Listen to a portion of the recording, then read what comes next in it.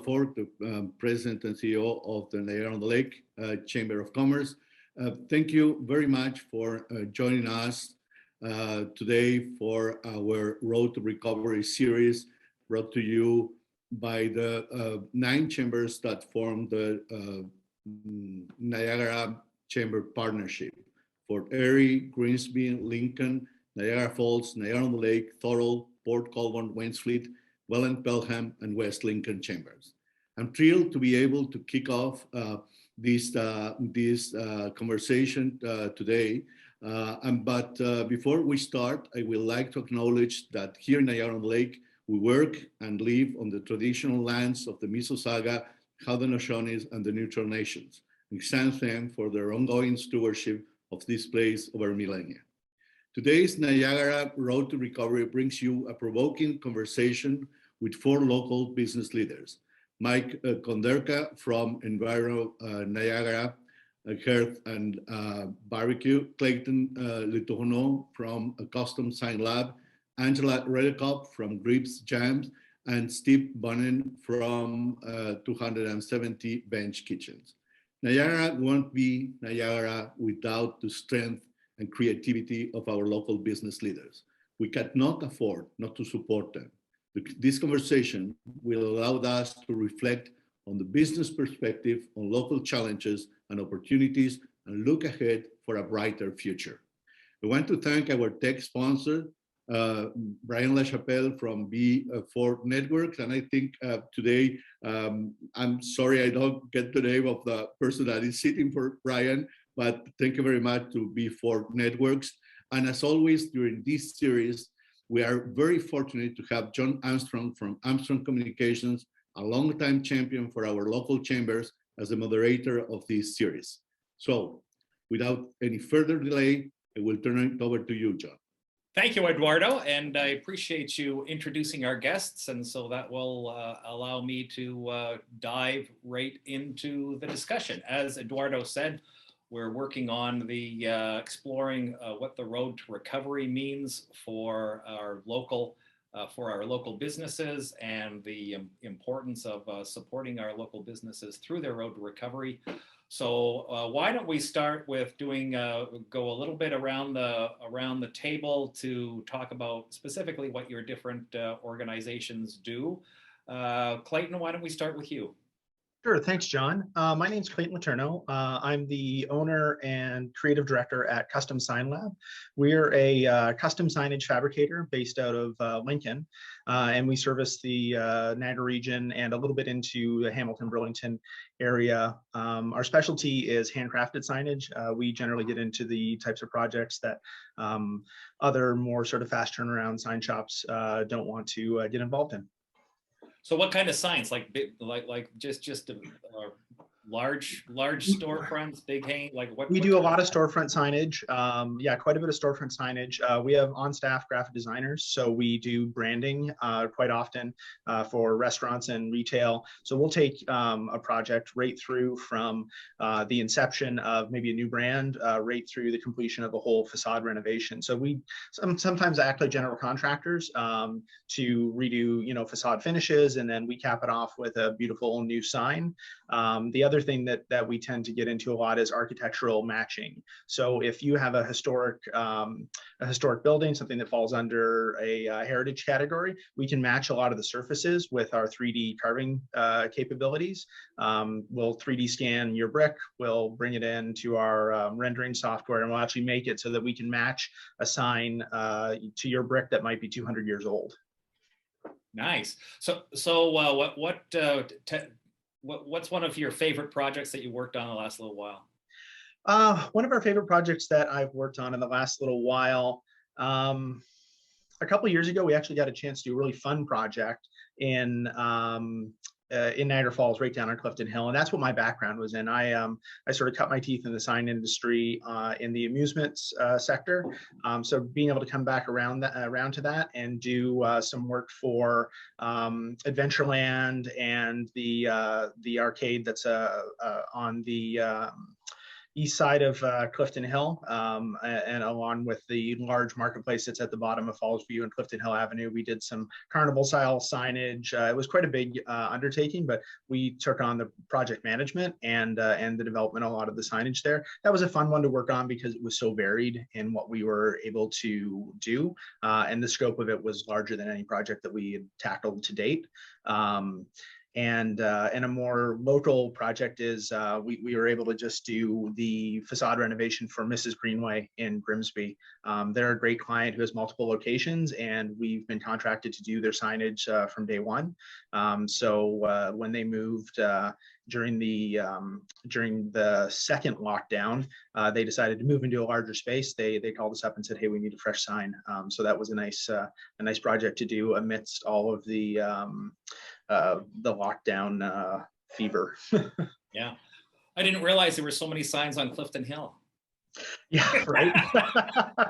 Yeah, I'm a second generation sign maker, and so I learned that was the bulk of what I sort of grew up learning to do outside of high school and university. I did a lot of the signs. There's a huge variation. They all have a general sort of kitsch style to them, but there's a huge variation in the construction of a lot of them. So I learned how to do a lot of things, and it was fun to work with my father too. Yeah, great project. I mean, Clifton Hill would definitely be that would definitely be the big leads in terms of being able to have some fun with some signage. Just before we move on, give me one example of a heritage sign that you did, because I'm kind of interested by that. Heritage sign, we did a great project for a business called Dentistry on Main in Hagersville. It's a chain of locally owned dentist offices. They had a building which was about mid to late 1800s that had a stone brick foundation on it, and we wanted to match up the pillars and the support pillars on that to be really in keeping with the style of the brick of the foundation. So we 3D scanned it, we rendered it, and we reproduced it, and you can hardly tell the difference. Nice, really interesting. So Angela, why don't you tell us what Greaves Jam does? What do you think? Well, we've been around since 1927. I've been around for about a third of that, and I'm one of the co-owners. And what do? We make jams, jellies, marmalades, condiments, a new line of pepper and wine jellies now. And so I'm sitting in the factory right now, but we also have our retail store on obviously on Queen Street in Niagara-on-the-Lake, and it's been there since its inception, so since 1927. And our factory here in Virgil is we're 32 years old. So yeah, that's we pride ourselves on high quality products, and we ship them all over Canada, but primarily Ontario, to wholesalers, distributors, hotels, inns, restaurants, that sort of thing. What's your mix? How much of your business is goes out of your store versus in grocery versus in restaurant, if that's not proprietary? So we used to say it was about 50%, give or take, would go out of the store. I would say through COVID, that completely changed, and with the store being closed for a good chunk of the time, and even though we were allowed to be open, it didn't warrant being open most of the time because the street was quiet.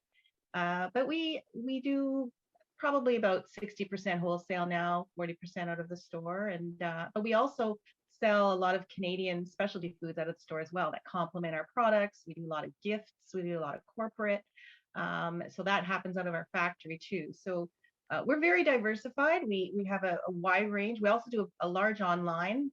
Again, that's been growing, and we although we don't put a lot of effort into that part of the business, you can't ignore it. You have to continue to evolve it and build it, and so I'm actually in the middle of not in the middle of it, at the end of the project, launching a brand new website. So that's kind of exciting for e-commerce. Yeah. So pre-COVID, though, it sounds like similar to the wine industry, your storefront is an important distribution point, or has. I think it helps. Yeah, it helps in the marketing as well. A lot of businesses come our way because they've seen our product in our shop, but they also see it in other wholesale places as well, a lot of retailers, and small shops that and they come because of that. But yeah, big part. I think it's our flagship store. It's our only store, but we also take pride in it as well. Yeah, for sure. And just before we move on, in your mix between specialty grocery and other accommodations like hotels and that kind of thing, what's your mix there? Or how, I would say hotels pre-COVID. Pre-COVID. Yeah. Our hotel business is pretty small in terms of the scope of the entire business. We were selling into Four Seasons, for example, North America wide for a few years. And they sort of chipped away at that and started going more and more local, which totally makes sense. So we retained the Canadian part of that business, but it's really not a focus of ours. It's not very profitable. So it's interesting, even again, through COVID, how you learn to look at the profitability of certain product lines and what works and what doesn't. And that's, I think, one of the biggest messages that we got out of the year was is what to focus on, where to concentrate your efforts, and maximize that, and focus on the grocery, the bread and butter items, if you will. No pun intended. and Mike, as it relates to Enviro-Niagara Hearth and Barbecue, tell us about your business. So yeah, my name is Mike Konderka. I'm the owner of the Enviro-Niagara Group. We have two facets of business. We do heating and air conditioning, plus we've also ventured into the Hearth and Barbecue game. So Hearth and Barbecue came after heating and air conditioning.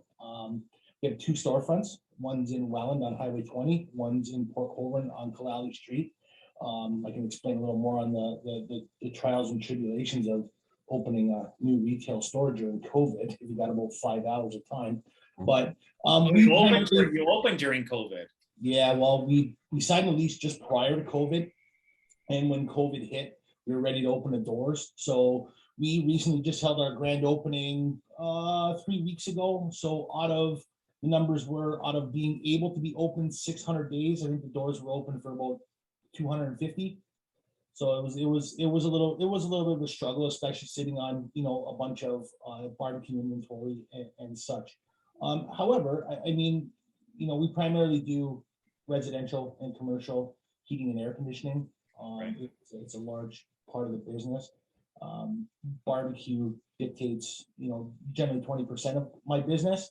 Unfortunately, during COVID, our barbecue numbers went up as our HVAC numbers went down, because people generally didn't want us in their home servicing their equipment if it wasn't an absolute necessary service call. We did see that decrease. We did see that decrease in business. All right. So HVAC went down during COVID, but barbecue went up. You said the barbecue is about 20% of your business? Yeah, barbecue, we generally try to keep it around 20%. Yes. It went up this year, obviously, because HVAC went down, but even barbecue had its own struggles. I mean, being in retail, this was a whole new animal for us. We've been doing it since 2017, but getting product, the shipping overseas stuff was just a disaster. And it continues to be a disaster. And not alone just barbecue. There still is lots of there's such a struggle in the HVAC industry with people getting gas valves, people getting inducer motors. It's a constant struggle. So you were actually doing barbecue retail before you had storefront? No, when we opened up barbecue retail in 2017. We had it for a while. Port Colborne, we just opened this year. Oh, I see. Okay. Yes. Okay. You also talked about your name also has the word hearth in it. Does that mean that you also? Hearth, yeah, we do fireplaces. We have a fireplace showroom on Highway 20. Fireplaces are coming along. We do both gas and electric. No wood though.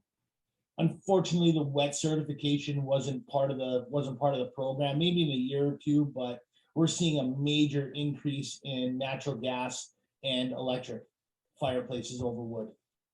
Right. And I imagine some of the climate change restrictions that are coming forward are making things even tougher. That, and the fact that insurance is getting very, very, very expensive to have wood burning. That's one of the major factors. We've had it quoted out in our own house to put wood in, and it makes it unaffordable at some point in time. You know? Wow, interesting. And Stephen, tell us about 270 Bench Kitchen. Hi, thanks, John. Yeah, we're a gourmet sandwich shop located in Grimsby at the corner of Bartlett and Main. Our focus would be on scratch cooking, healthy cooking, delicious, freshly made sandwiches done on some of the best sourdough bread you'll find. We've been open since 2013. Yeah, we focus on a lunchtime crowd. We do outstanding business. And we've actually transitioned into an online store. And that's really helped our business since COVID. We used to be, it's a super small, like 800 square foot, located in a strip mall. And we would be doing like crazy numbers with this tiny little area, and customers would cram in waiting for sandwiches.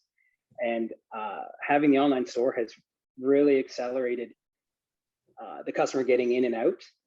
We've been able to turn over a lot more product, a lot more food in a faster, easier time, both for the customer and for us. So how much pre-COVID, how much of your business was anchored around either businesses ordering or workplaces, people coming from workplaces to have a sandwich? They're great sandwiches, by the way. Oh, thank you. I live in Beacon, so. Yeah. You mean like catering? Like, yeah, catering, or even just workers coming in sort of on their lunch break, or people who might all of a sudden find themselves working from home and therefore no longer being convenient to go out and have a sandwich for lunch. So like pre-COVID, you're talking. Pre-COVID, sorry. yeah. Yeah, it's a lunch. You can see the chart of sales. It's from 11 till 2 o'clock. We're crushed, and then the catering kind of is sprinkled in throughout there. The catering is actually starting to pick up quite a bit now. I think people are getting back into business. We've done excellent business with the wineries around too. This time of the year, they're all doing harvest, so we get a lot of, our bag lunches are super convenient and super COVID friendly. It's like what you wanted, John. You wanted a turkey sandwich with the quinoa salad and a brownie, and the bag says John. Away you go, and very little contact. You have your own meal right there, individualized and delicious and easy. So catering's moving back to levels where we used to be. How much of that business did you lose through COVID? I mean, right off the go, a ton. Yeah.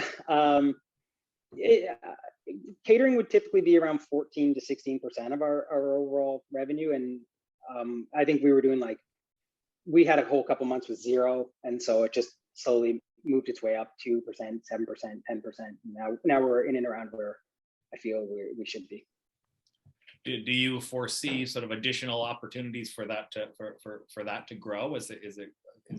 Do you get a sense of new momentum? I mean, we have as we're kind of coming out of COVID, you've got that sense of momentum. You've got sort of that sort of a general feeling of additional euphoria as people are kind of slowly but surely breaking free and going out to places pensively and then having a great time. And so do you feel that kind of opportunity to grow that side of the business? Yeah, the catering as well. I think because we've always offered, you could have platter sandwiches, platters of salads, and that was a bit more popular. But with the advent of the social distancing, we've had almost exclusively bag lunches, and it's so much easier, a little bit more legwork up front just to organize what everybody wants, but the distribution and the end product is so much easier. So people just learning that this is an option that we offer. I just see more people seeing it and exploring it and coming back to it. So I do see it just continuing to increase in that specific type of catering.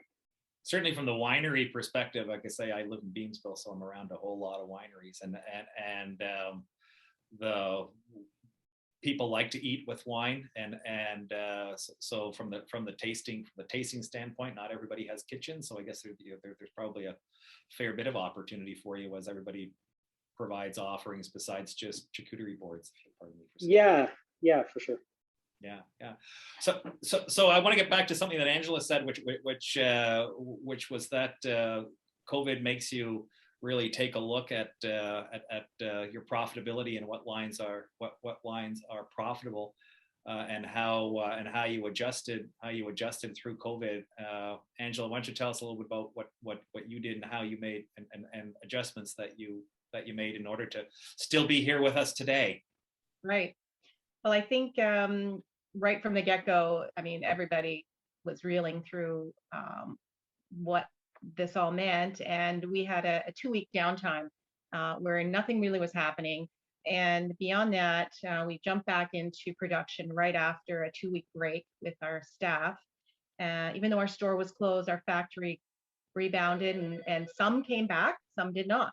So it was a real big challenge, big challenges with labor and rehiring throughout 2020 and getting back into some sort of normal production. But we did have to focus on the top 10 flavors, if you will, just to get the inventory back on track as we started to see grocery ordering significant volumes that just kept ramping up week after week after week. We started to see the push, and in very, so we weren't very diversified anymore. What was our business in the past? So that was gone.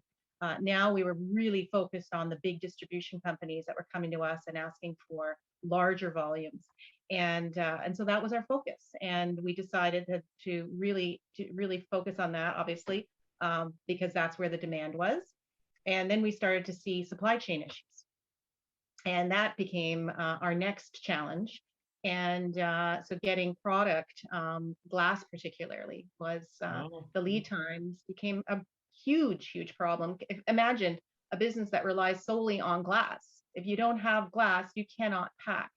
And so we realized that, okay, if we don't get the glass we need when we need it, we either have to shut down, we have to perhaps make it into a different product, a different size. So we evaluated a lot of things, and we jumped over that hurdle and moved on to new hurdles. So it just kept evolving and changing through 2020, and new products. We didn't introduce any new products. We did introduce a new line in 2019, literally just before Christmas of 19, our wine jelly lines and red pepper lines. And so we didn't pursue that very much. We just sort of let that sit and slide. But I continued to produce it a little bit, and now it's taken on a whole new meaning. So we're really fortunate to see businesses really get excited about this new line of product, and wineries especially. So great. Yeah, couple of quick questions. First off, how did you overcome your glass challenge? What did you do? Did you just find a supplier that could guarantee you supply? We went back to a supplier we had no desire to work with. Sort of had to tuck our tail between our legs and try that. And they came to the table and worked with us.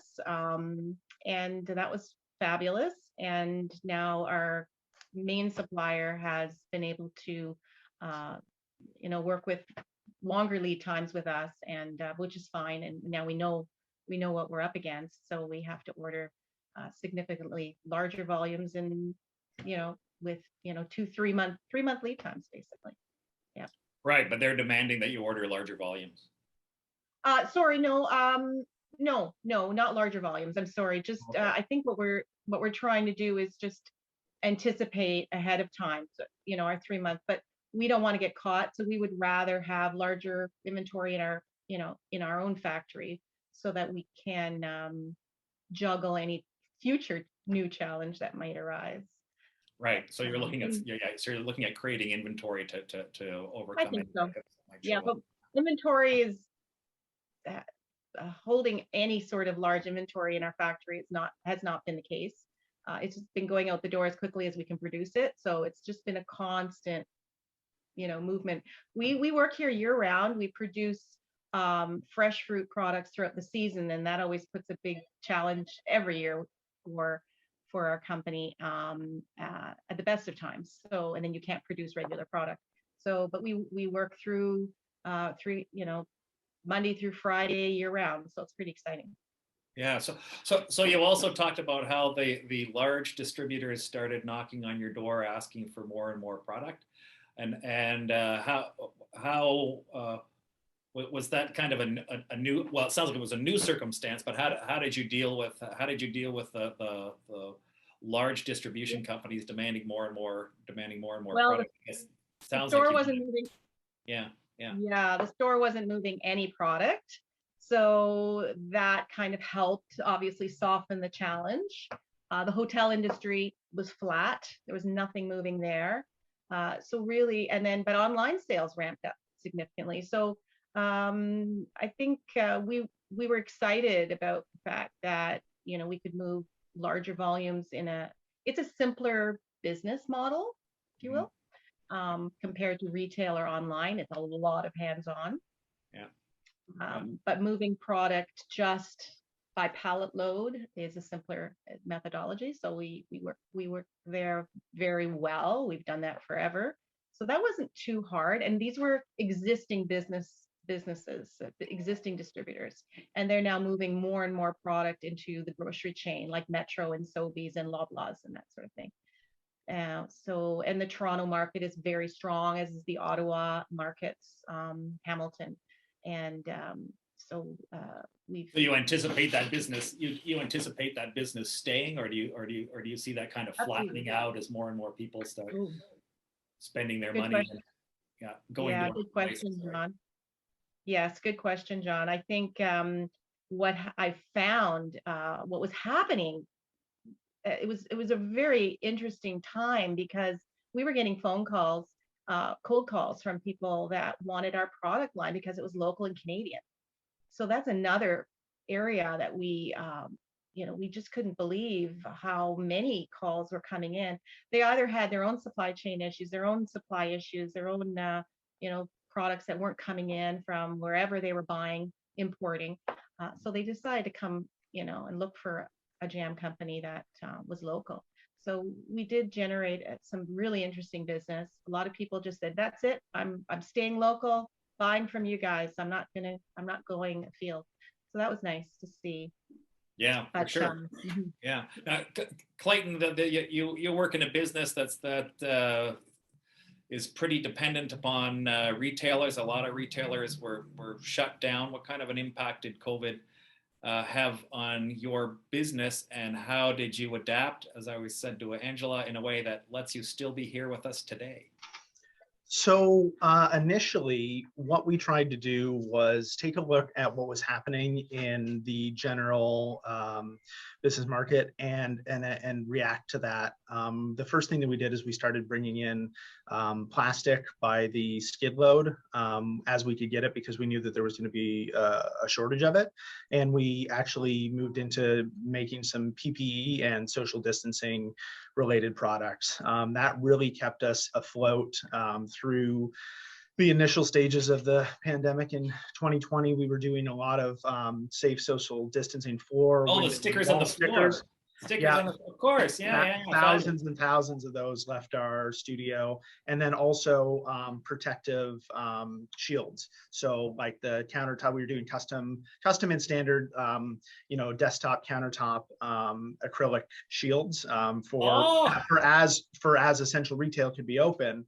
Right. People were needing it to create some barriers before, as we were just sort of getting into the whole mandatory mask program, and even through the bulk of 2020. So there was about 7 months where that was about 90% of the business that we were doing. How lucrative was that? I used to crack jokes going into the liquor store in various places about, boy, I wish I was in the acrylic business. It kept us afloat and kept the business comfortable. The issue was, and this was a joke that was made by one of our distributors, because all you could do was make a joke about it, that they weren't, that plastic was at market price, just like fish. And so it was literally changing by the day, because their so any contracts that had existed with those materials, the manufacturers were tearing them up and saying it's market price now, because they were going to the highest bidder and taking a little bit of advantage. When it started to move down the chain, every level below the manufacturer was trying to make sure that they could get it out in the community as reasonably priced as possible. So what we were doing is we were taking a look at what our costs were.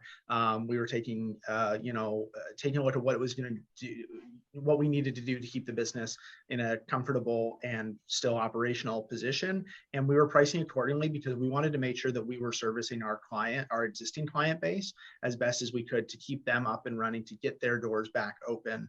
And that was something that was really important to us because we were trying to look at the long-term effects. If we have 50% of the businesses that we work with close, that's 50% of businesses we need to infill, on our books to make sure that we're still in business. So we were just trying to sort of come to aid as much as we could. And as that was, we were able to help quite a bit. It was a little bit trying at times, trying to procure all the different materials. We were, just like Angela, dealing with suppliers that we had kissed goodbye a long time ago.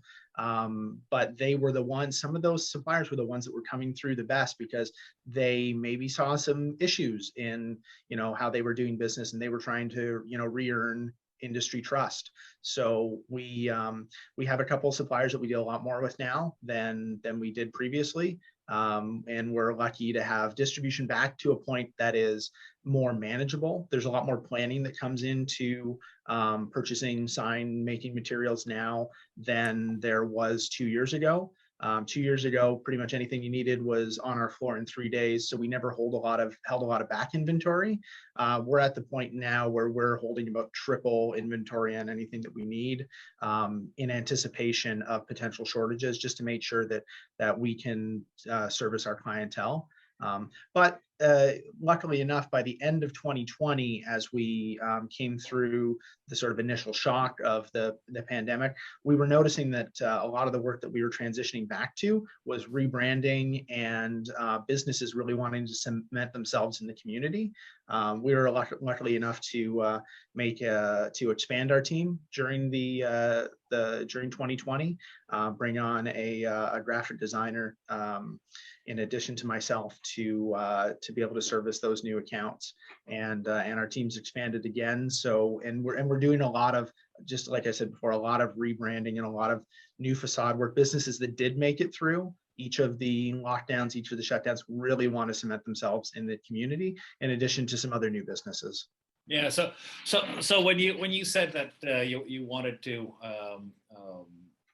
help the businesses that you had relationships with, because I kind of think of your business, maybe I'm wrong about this, as not being sort of regular. You do a sign for a company, and then that kind of job is over. It's project based, I guess. Mm-hmm. It sounds like, and correct me if I'm wrong, it sounds like you went back into the customer base where that you built signs for, and made the new offering of helping them with some of their with their PPE, and so you were able to tap into your existing client base to expand your offering. Is that right? That's correct, John. Yeah, we do have a wide range in the cycle on signage. I mean, we offer large format and small format printing, so your business cards, your postcards, posters, and whatnot. So our touch points aren't quite as far removed as, say, a national sign company that would be, we're going to redo all the Rexall signs once every 10 years, and then that's our only touch point. We have generally, most of our clients, we have touch points with at least once a year. But again, like, we did go through the list and just send out the e-blast, and who needs it, and we reached into our Rolodex, so to speak, to find anybody that we could help, and we did focus on the local first, the closer to Beamsville, Grimsby, Vineland, Jordan, like all of the tight municipalities, the businesses that we were driving home past every day. We were making sure to pay attention and be proactive.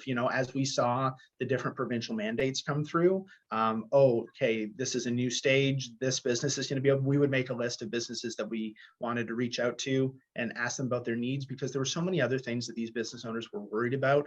What was happening with their staff, if they could get staff back in, could they keep product on their shelves. But the last thing that they needed to worry about was what are the regulations according to social distancing barriers and signage and whatnot. So we had all that information ready for them. We were able to provide them with the necessary information to just make a quick decision so they could get reopened and back to normal. Yeah, that's really fantastic, because you'd think that there'd be a lot of retailers that, I mean, in terms of figuring out the PPE and the acrylic barriers, it's just like, what do I do? I mean, people wouldn't have any idea, and to have sign companies, like a sign company like yours, where you've got an existing relationship, contacting and say, hey, would we like to do this? Be like, yes, please. Yes, yeah. Please. Thank you. Just before I moved over to Mike and Stephen, Angela, Clayton was talking about going back to some suppliers that they'd kiss goodbye. You talked about going back to a supplier that you'd kiss goodbye. He indicated that they had changed as opposed to as opposed to that helped to create that relationship. You said you had to go back with your tail between your legs. Had the supplier that you went back to, were they a little more humble as well? Yep, it was good all the way through, and they came to the table and they got us product as quickly as they promised. Everything held to the standard that we expected. And they supplied us for a number of months. So what do we go back? Well, it's great to know that they're available. So yeah, we'll definitely keep them on our list now. Nice, that's fantastic. So Mike, heard a couple of times with both Angela and Clayton that they are managing their inventories differently, whether it's input materials or whether it's finished product. Have you made any adjustments to your inventory in order to deal with some of the challenges you see in the supply chain? Obviously, when it comes to HVAC, things start to get very expensive.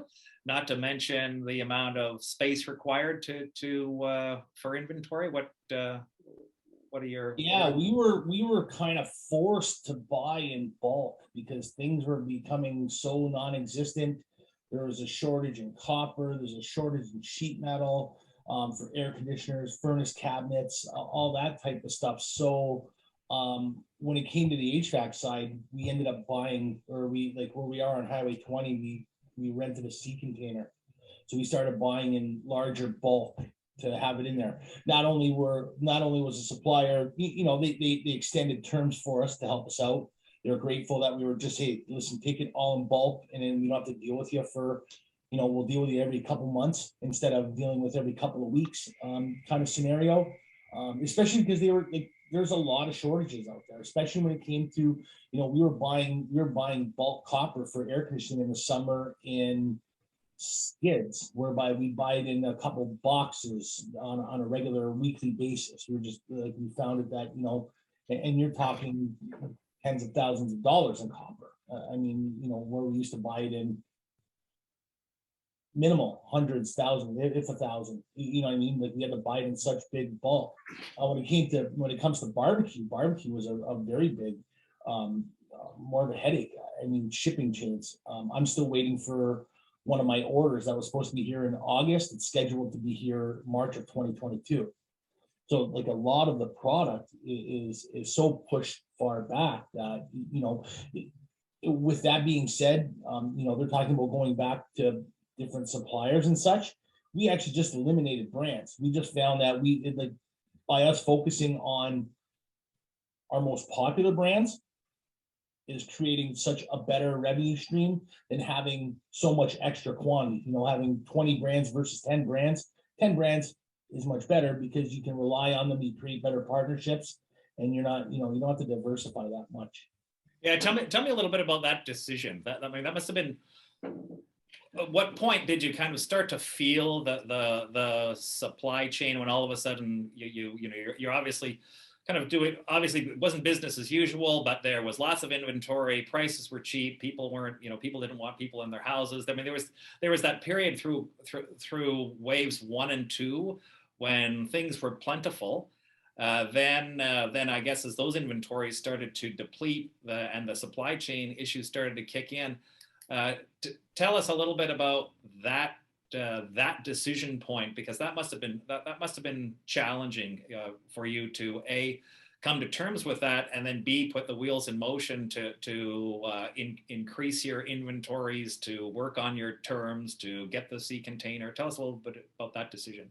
Well, believe it or not, the decision was pretty easy. When we focused on, if you want to just focus on barbecue for a second, I mean, those decisions were very easy. The companies that we were dealing with pretty much told the little guy to step aside. We're going to fulfill big box.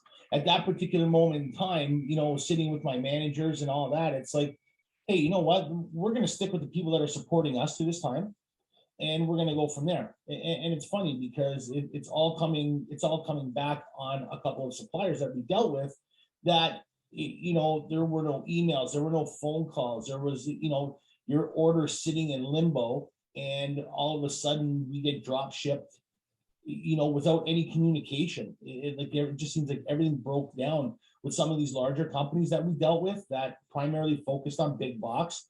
Once big box was fulfilled, then we're going to fulfill the little guy. Well, we're at the end of the selling season, and you drop X amount of dollars on my back door without any notice, and expect, you know, payment in 30 days. In, you know, nobody's buying barbecue in the rain or the snow. I mean, it slows down, and they completely forgot about the little guy. You know, it was discouraging. So we made the decisions that, hey, guess what? I mean, it's time to focus on everybody that supported us during this time.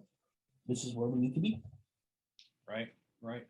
And Stephen, you're in the fresh food business, so establishing large inventories of bread is probably not such a good idea. So how have you found in the fresh food business? Have you found any kind of supply chain issues? Even though I know probably everything is supplied locally, but if people are shopping more at home, that may put some additional pressures through grocery. What have you found? You just kind of fuzzed out a little bit. I missed most of your question. I'm sorry. The question is you're in the fresh food business, establishing larger inventories of your input materials can't be done. Have you experienced any supply chain issues in the fresh food business? Not anymore than yeah, I can hear you a little better now. Thanks. Not any more than usual. The biggest difference in the fresh food is simply the price. Everything is just getting more and more expensive. I'm sure you've seen there's a lot of stuff going around on social media, like chicken. I don't sell them, but chicken wings jump 3,000%, and I had a lettuce pre-COVID cost this. So those would be the biggest challenges, is just keeping an eye on what's costing what, and making sure the quality is there, because what you get with the fresh food sometimes is they're buying it, they're not making heaps of money on it, the distributor. So sometimes they need to push their inventory because they're sitting on expensive inventory. So sometimes you just keep your eye. And luckily, I have great suppliers. I have great vendors. I don't run into that issue, but some of my colleagues that you just got to watch. You get a case of lettuce come in and it's 90% garbage, but I mean, the vendor's doing the best they can as well. Right. So you're experiencing price pressures from your side. Are you in the process of, have you passed those on to your customers? As of yet, no. I had raised prices. There's a lot, like what Angela said, I agreed with.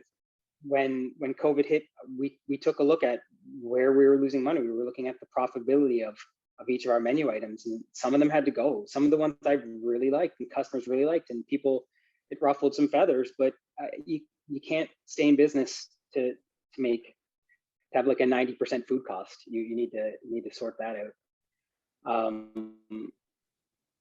So I'm just going to continue to monitor prices. I don't want to just keep raising prices every month just because things are going up. You wait and see. Things will move, and you just hope it levels out, and then we can make a better decision then.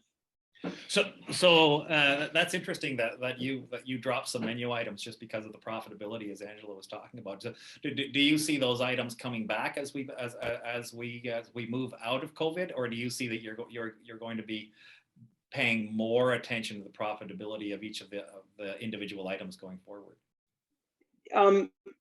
the good thing, we run features every day. So every day, 5 days of the week, we run a sandwich feature. So if there was an item that somebody liked, I can run it and I can bring it in and I'll eat that food cost for that day. And it's not the worst. Certain items, like we had 4 different types of salads on the go at one time. And that, with the labor shortage, there isn't enough time, there's enough space to continue to run that many SKUs. So some of the stuff, it finds its way back in the menu. It's just not there all the time. Yeah.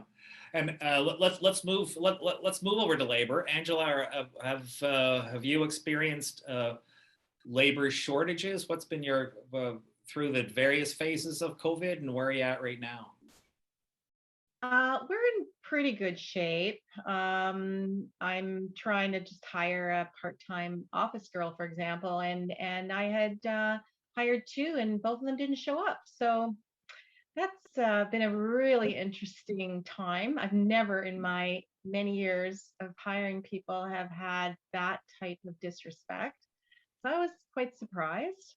But apart from that, we've had some great new hires, and we've been really excited about our production staff. So that's been great. And I have an awesome office administrator. So we run a great ship here right now. I'm still looking though to hire an office part-timer. How many staff do you have in your production facility? I would say we can run our production on 5. That's just making jam, plus office and management. But right now, I think we're at 5.5, 6. We have 6 people, give or take. And that is a good number. And then when we get into some seasonal products, like for example, come January, we'll be moving into marmalade season. And then we get all the fresh Seville and grapefruits, oranges, lemons, all that sort of thing. And when that comes in, we need to have more hands at the table, because we do a lot of handwork as well. So we're still quite hands-on and manual in some ways, even though we have a full manufacturing production line. So you must. Sorry, now I'm just being curious. So you work in the also in the fresh food business.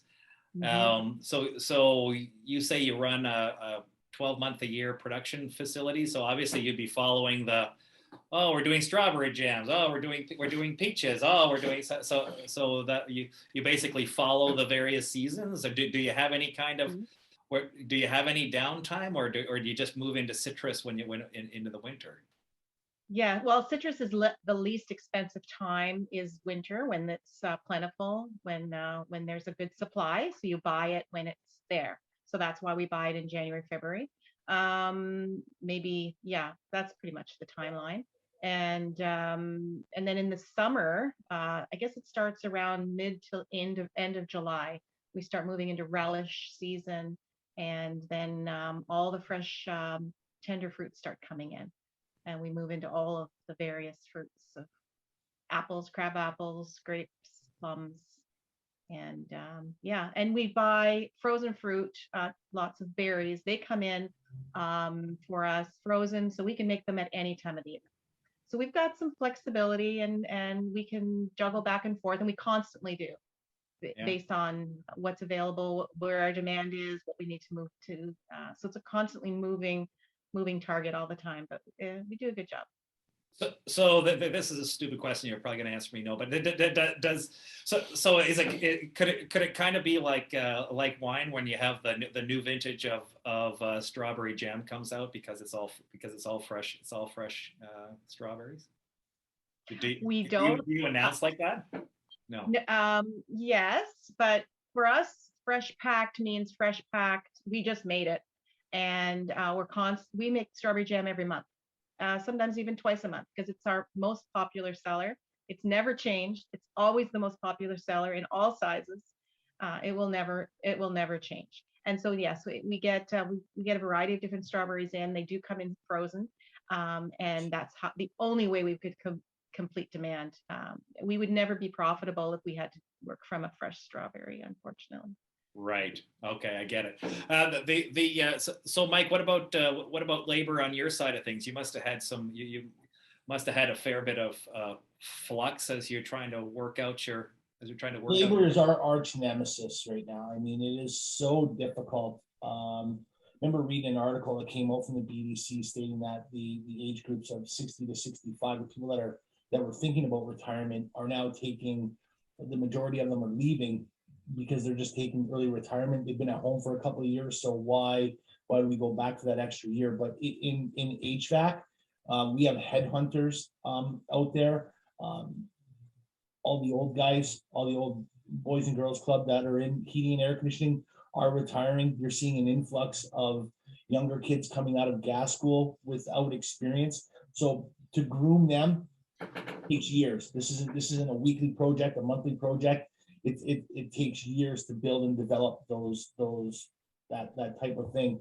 And I can also see it too from the food side of you. During COVID, my wife and I, we also bought a pizzeria, and you think, like it'd be okay to, but trying to find laborers to bake, to front of the house, to back of the house and all that. It is very, it's almost to the point where, yes, you can use the word discouraging to find, like Angela having 2 people. We've had interviews booked, people don't show up. There's no phone call. There's no, I just don't, it is in a way discouraging. Now the employees that I have are wonderful. They're awesome. They've stuck by our side right through everything.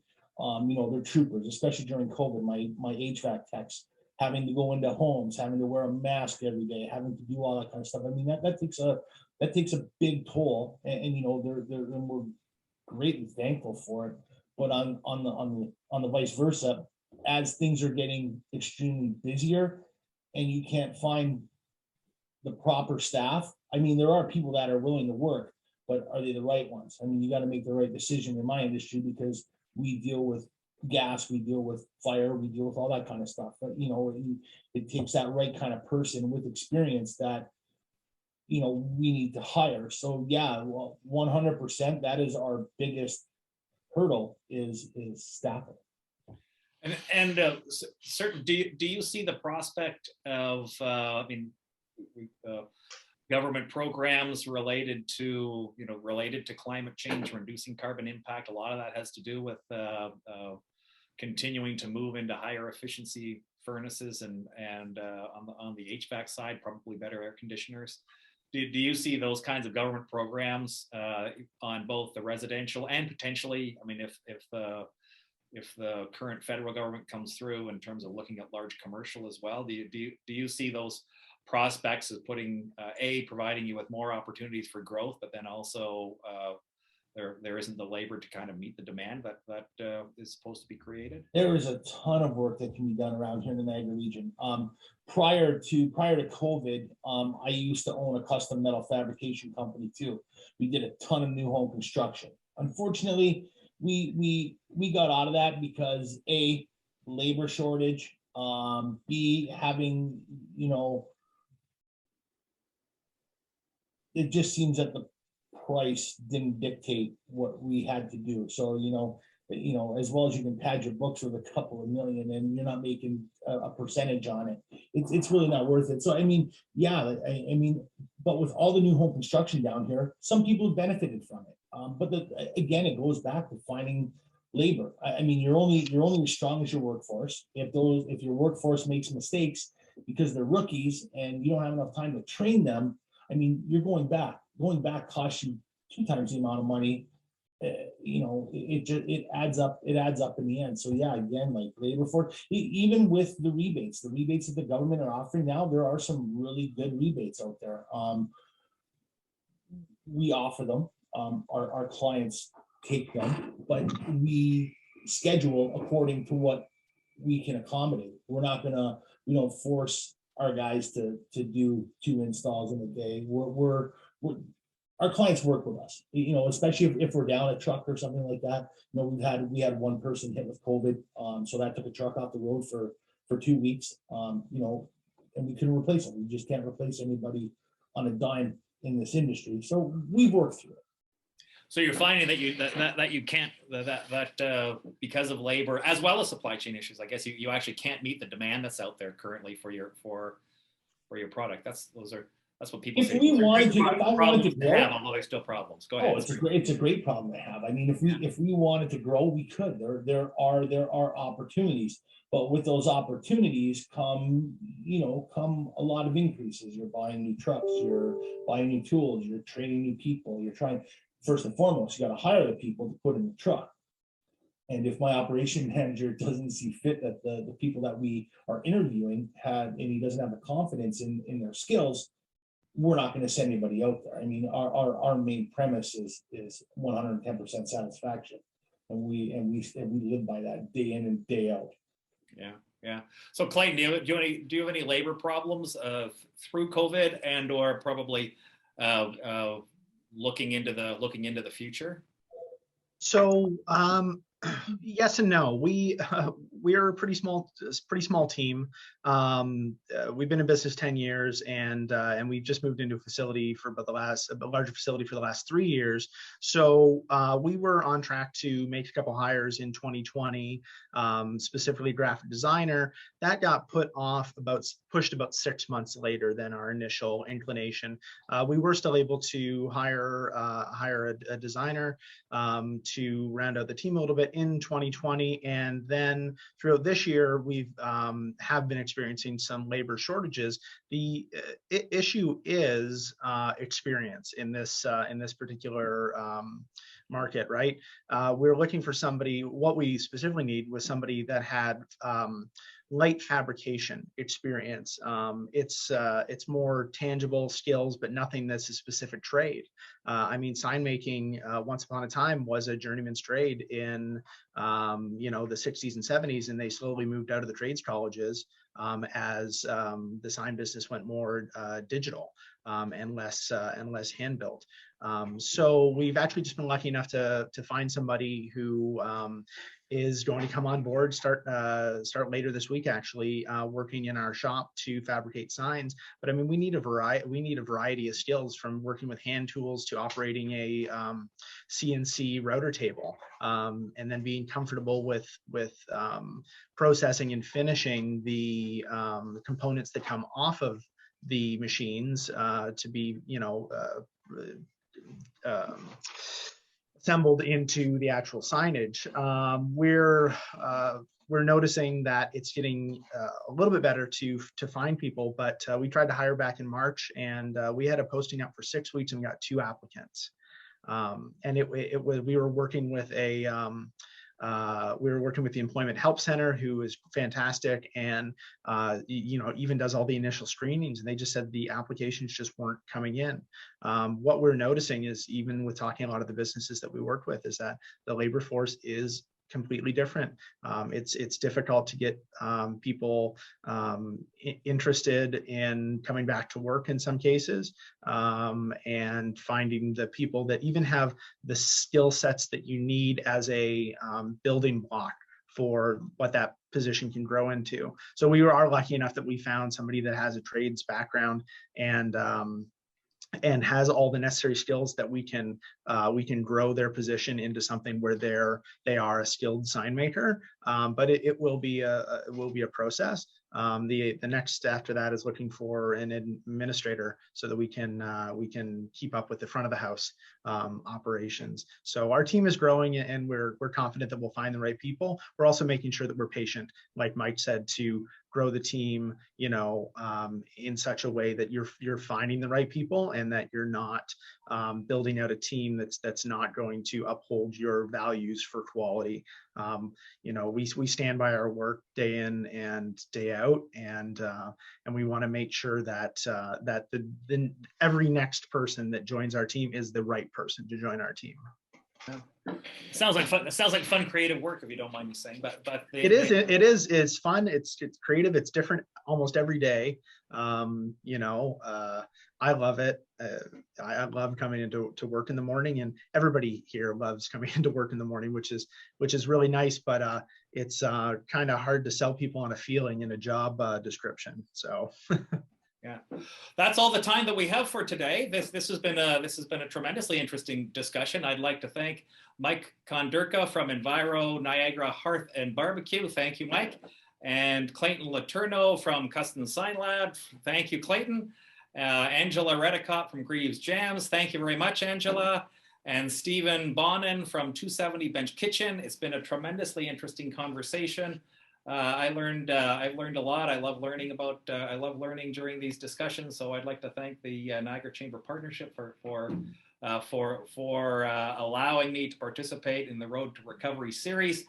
Next week, our conversation will focus on the local labor market. So it's that will be good. Our guests will include Vivian Kinnaird from the Workforce Planning Board, Blake Landry from Niagara Region Economic Development. He's a great statistician. And Paul Robertson from the Employment Help Center. I'd like to thank everybody for participating, and we'll see you next time. Thank you, everybody. Bye-bye.